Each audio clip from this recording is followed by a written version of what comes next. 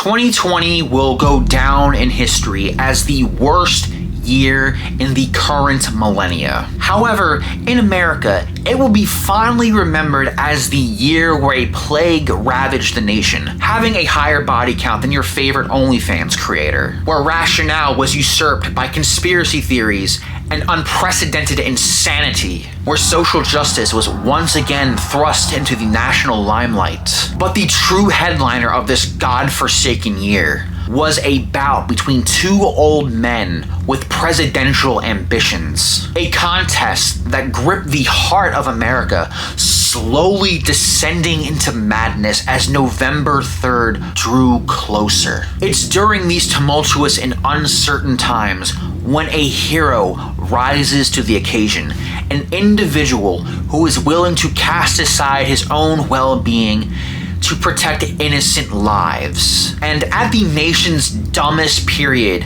in 250 years of existence, an unlikely hero emerged when the populace needed him the most. He swiftly answered the desperate cries of a nation. This hero didn't wear a cape though.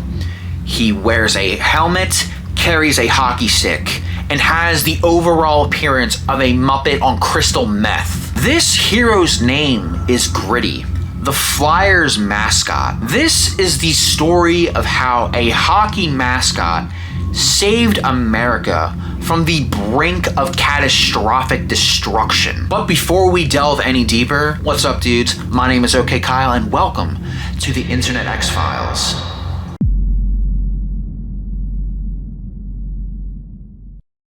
From this video's intro and the title alone, I know that you're thinking that this entire premise is preposterous, right? That a hockey mascot that looks exactly like this is somehow capable of saving a country when he looks like the kind of being that raves about anti-Semitic conspiracies openly in a park? What the are you smoking, Kyle? Well, let me explain. Every good hero has an origin story. Bruce Wayne helplessly watched as his parents were murdered in front of him, vowing to never let anyone in Gotham suffer and feel as helpless as he did that night. Superman is the sole survivor of Krypton after a planet-wide destruction. His father was a bully, so naturally he has some of those tendencies. Talented but feisty, a fierce competitor, known for his agility given his size. He's loyal but mischievous, the ultimate Flyers fan who loves the orange and black, but is unwelcoming to anyone who opposes his team. Legend has it he earned the name Gritty for possessing an attitude so similar to the team he follows. He claims that he's been around for a lot longer than we know it, and recent construction at the Wells Fargo Center disturbed his secret hideout, forcing him to show his face publicly for the first time. He has some oddities that are both humorous and strange. Oh, that's a bit disappointing. I wanted more drama, something intense.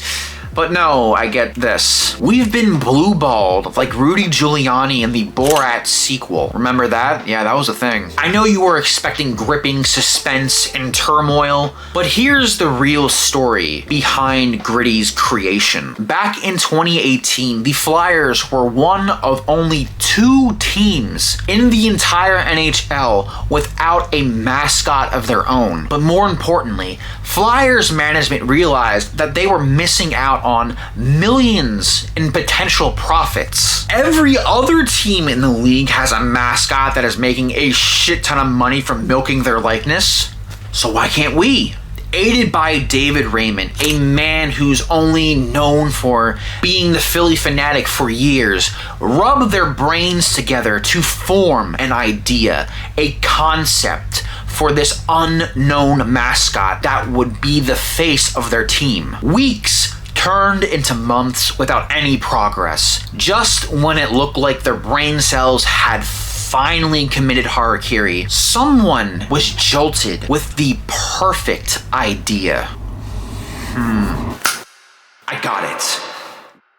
What if Grimace was orange, and he looked like a sleep paralysis demon. Oh my fucking god, Jacob. You're a goddamn genius. Make it happen. That August, Flyers management went to their underground laboratory to bring this monstrosity to life. Exactly 1 month later, on September 24th, 2018, these madmen unveiled their creation to the entire world. Public opinion was instantaneous.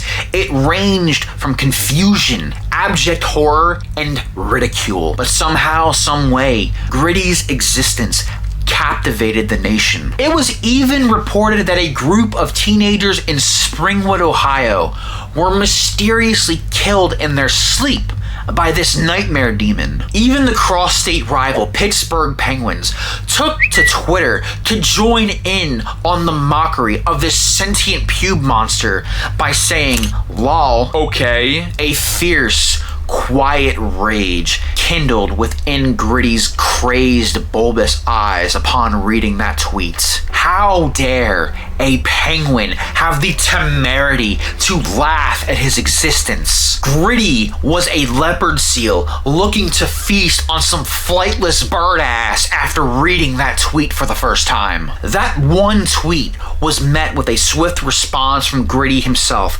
with the subtle, nuanced messaging of a mafia boss, reading, "Sleep with one eye open tonight, bird."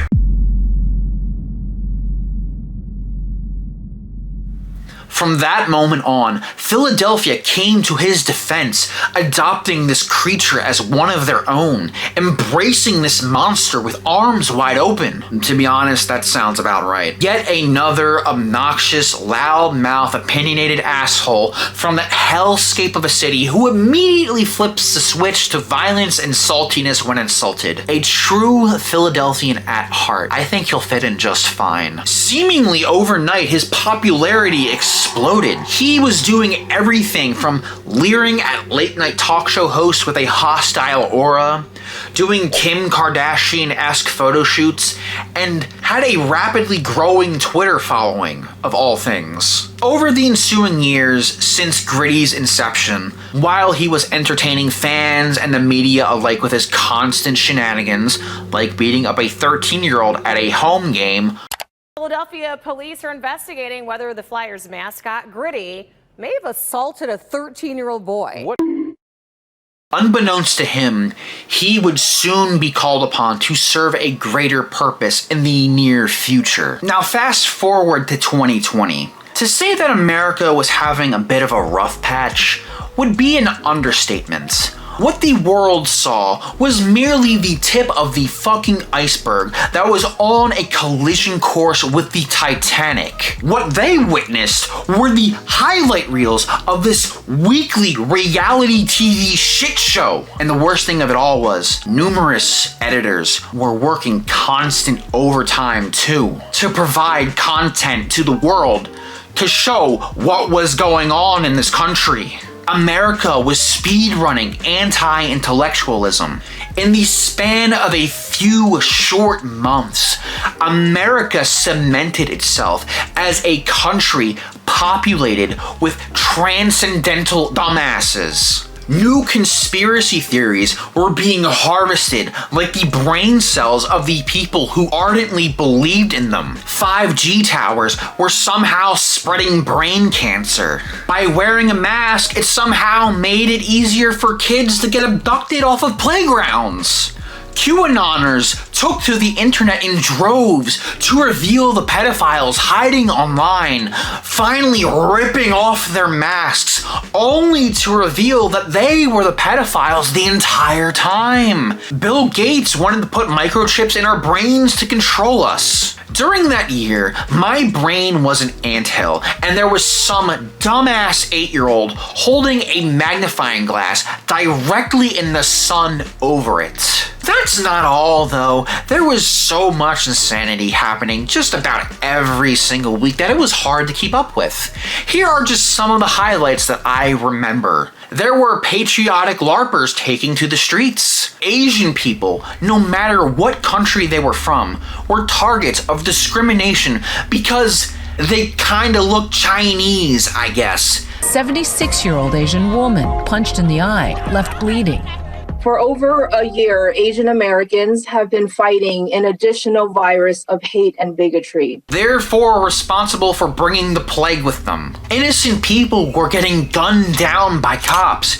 People refused to wear a fucking mask in public to stop the disease from spreading, having a fucking tantrum because someone asked politely, choosing to die on the hill that would eventually become their grave. Death roamed the streets on a daily basis. Chaos reigned supreme. Paranoia, conspiracies, and reactionary ideals polluted the empty, cavernous skulls of these mouth-breathing, oxygen-thieving knuckle-draggers. Ignorance became the new reality. Intellect, logic, and reasoning were hung from the gallows, left for the ravenous crows to feast upon their decaying flesh. Using your brain was just a mere fucking suggestion, not the default. Every month, the waking nightmare continued to grow at a rapid pace, and most of us developed a severe case of insomnia because we didn't want to fall asleep, only to wake up to the latest horror awaiting us. However, all of these talking points were just mere symptoms when compared to the carcinogen that caused this nationwide tumor to expand and grow. For everything can be traced back to the disease known as the 2020 election.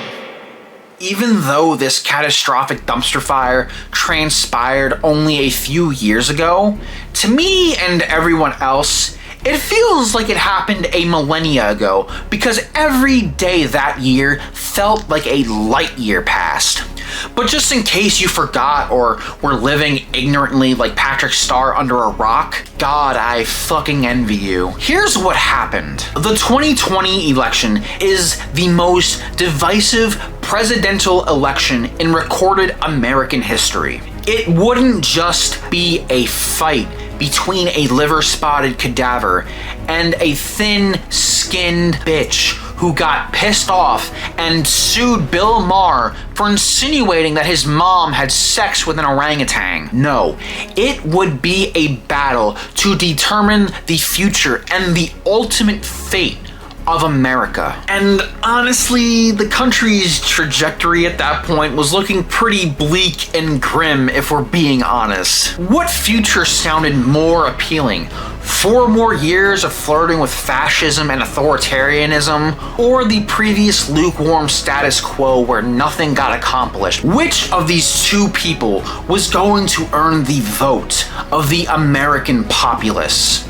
The confused old man seeing the light every time he spoke, or the bastard offspring of a wild ape? You decide. Americans had to decide soon because November 3rd loomed over them like the shadow of an Imperial cruiser over an unassuming planet. Early on, these states seemed to bleed red. Premature victories were being declared, even though the votes were still being tallied, which made no fucking sense, but the brain-dead masses took to the streets, surrounding polling stations in these contested states like hordes of the undead. Stop the steal, they chanted in unison. But in some other cities around the country, they wanted poll workers to continue doing what they were doing by saying, continue counting. Even these dumbasses couldn't maintain the same narrative. Doesn't matter though. Arizona, Michigan, and Wisconsin crowned the Crypt Keeper the winner on November 4th, but more states were required to secure an absolute victory. Yeah, one that would definitely not be scrutinized to this day. Soon afterwards, North Carolina fell, gushing red.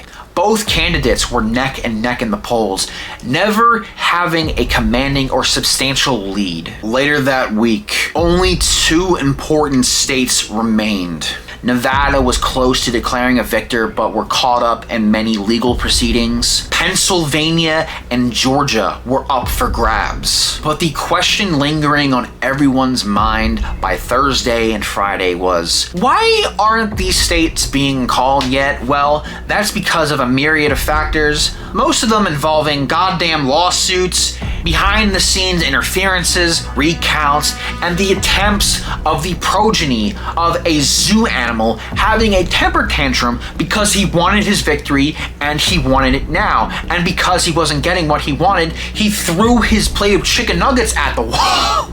Attention was firmly fixated on two key cities, Atlanta and Philadelphia.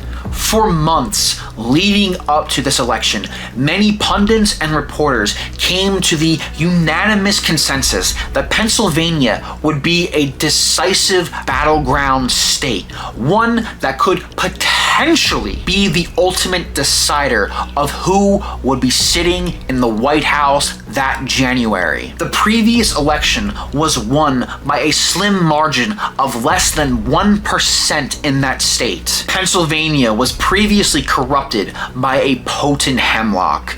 Could the state redeem itself? On Friday, Dark Brandon was in the lead with exactly 250 electoral votes, needing only 17 more to secure his victory. Many votes were still being counted. The race was still undeclared. Anything could happen.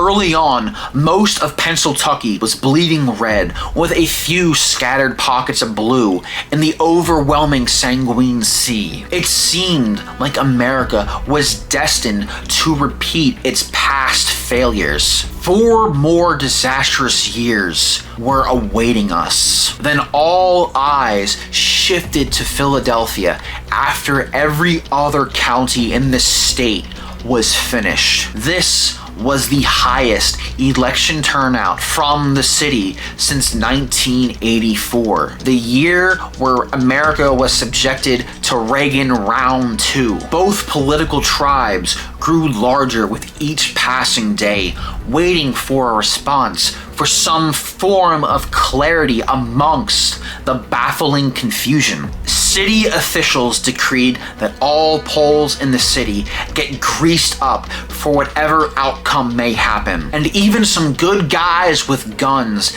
decided to drive up to Philly to help with the election. But more importantly, liberals across the country were praying for a miracle. They needed an unlikely hero to emerge from the darkness to help them during these perilous times. And if there was ever a city to do that, it would be Philadelphia, a city where our forefathers laid the groundwork for rebellion against those disgusting inbred cousin fuckers called the British monarchy. A city that has a history and reputation for people coming in clutch when called upon. The city that embodies the tenacious underdog spirit. So they fell silent. They held their hands, whispering a silent prayer. Then the clouds parted like the Red Sea. A radiant beam of light pierced the sullen gray skies above. The angels sang out in a miraculous chorus because down from the heavens descended their hero, the bug-eyed orange monstrosity, the warrior angel himself, Gritty.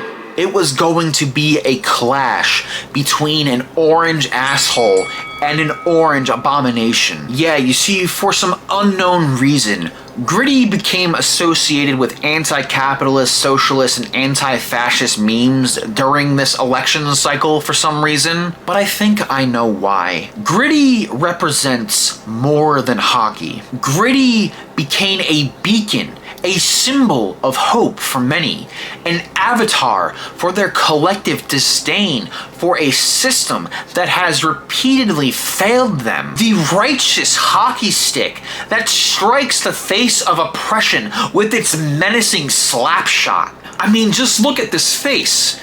He looks like he's ready to beat your ass in an alleyway for no reason. Upon descending on the asphalt of Broad Street, Gritty joined his vanguard in Philadelphia, ready to defend a country against the Red Hat Horde, to protect and uphold liberty and democracy. The Battle of Philadelphia was intense. Blood filled the streets. Horses were punched for no reason and their shit eaten. Warriors and brain cells were being rapidly slain. How long could Gritty continue fighting? Could he muster the strength to carry on? The world could only watch to see what would happen next. Saturday, November 7th came. After hours of fighting, the bloodshed came to an abrupt and sudden stop.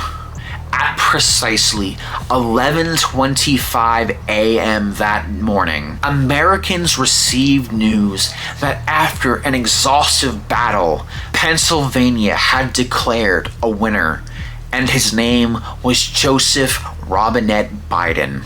Hooray! They cried from the rooftops. The milquetoast status quo has been reaffirmed. I'm so excited. Citizens flooded the streets in celebration.